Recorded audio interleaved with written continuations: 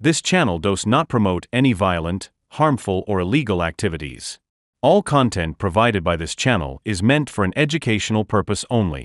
আজকে প্রমাণ হয়ে গেল তো যে মমতা বন্দ্যোপাধ্যায় এটাই করেছেন, বাংলাদেশি নাগরিকদেরকে নিয়ে এসে এখানে এখনও চলছে, এখনও সমান তালে এই বিষয়গুলো চলছে এবং আগামী দিনে চরম বিপদের সামনে পশ্চিমবঙ্গ পড়তে চলেছে যদি মানুষ সাবধান না হয়। হাতে সময় খুব কম, মানুষকে সাবধান হতে হবে।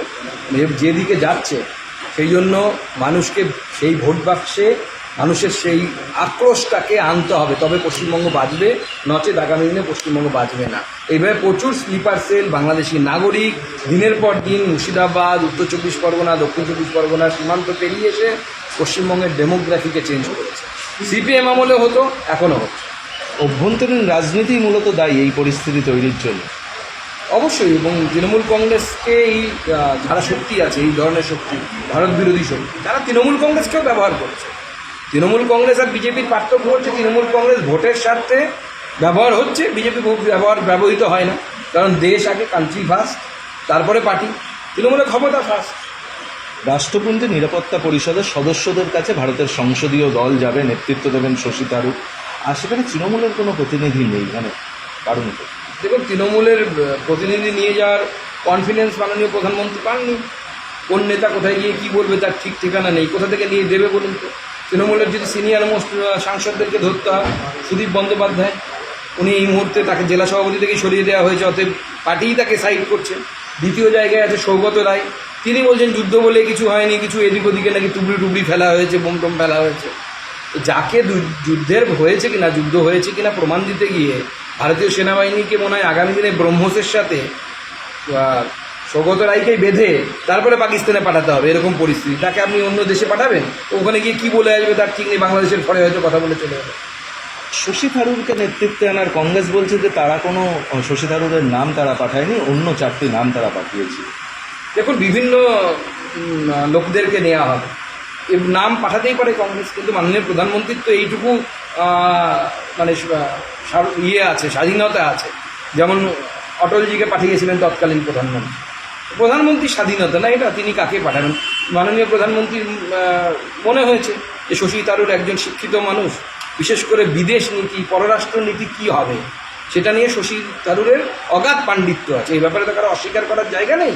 আমাদের রাজনৈতিকভাবে উল্টো দিকে উনি থাকতে পারেন। আমি ওনার সাথে কমিটিতে ছিলাম একসাথে, আমি দেখেছি, শিখেছি ওনার কাছ থেকে। তো স্বাভাবিকভাবে সেরকম একজন পণ্ডিত ব্যক্তিকে বেছেছেন মাননীয় প্রধানমন্ত্রী, যোগ্য ব্যক্তিকে, যিনি এক্সটার্নাল অ্যাফেয়ার্স বোঝেন। অন্য কাউকে পাঠাতেই পারা যেত, কিন্তু তিনি কি এক্সটার্নাল অ্যাফেয়ার্সটা বোঝেন কি অতটা ভালো, সেই প্রশ্নটা উঠে যায়। কারণ এখানে দেশের স্বার্থে জড়িত, সেজন্য সবথেকে যোগ্য ব্যক্তিকেই বাঁচা উচিত, এবং আমার মনে হয় মাননীয় প্রধানমন্ত্রী সেটাই করেছিল। আর বিকাশ पहले से हम बार बार बोलते आ रहे थे, हमारा यही एलिगेशन था कि टीएमसी की सरकार एक के बाद एक इस तरीके का काम कर रही है जिसके द्वारा डेमोग्राफी में चेंजेस आ रहे हैं। उत्तर 24 परगना, साउथ 24 परगना, नदिया, ऐसे बहुत ज़िले में डेमोग्राफी का चेंज हो चुका है। मुर्शिदाबाद, मालदा, और ये पूरी सरकार की शय से चल रहा है। तृणमूल कांग्रेस वोट बैंक के लिए देश की हित को ताक में रख रही है, देश की हित को दाव में रख रही है। उसको इनाम भाता भी मिल रहा था, नहीं, सारा मिलेगा ना। ममता बनर्जी का काम कर रही है, इसलिए सभी मिलेगा उनको। ममता बनर्जी का काम है भारत को तोड़ना, भारत को नष्ट करना, बांग्लादेश बनाना पश्चिम बंगाल को, वही चल रहा है। সব্যসাচী দত্তের কাজ তো আইন শৃঙ্খলা রক্ষা নয়। আমাদের ফিরহাদ হাকিম সাহেব এতদিনের পুরনো নেতা হয়ে ওনার যদি আইন সম্পর্কে এই জ্ঞান থাকে, তো আবার তো ক্লাস 12-এর পরীক্ষায় বসাতে হবে মনে হচ্ছে ফিরহাদ হাকিম সাহেবকে।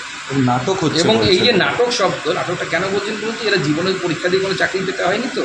যদি পরীক্ষা দিয়ে এসএসসির মতো চাকরিটা পেতেন এবং তারপর যদি চাকরিটা চলে যেত, তাও অন্যের ভুলে, নিজের ভুলে নয়, অন্যের ভুলে যদি চলে যেত, তাহলে অবশ্যই এটাকে আপনার নাটক মনে হতো না। এখন নাটক মনে হচ্ছে সেই জন্য।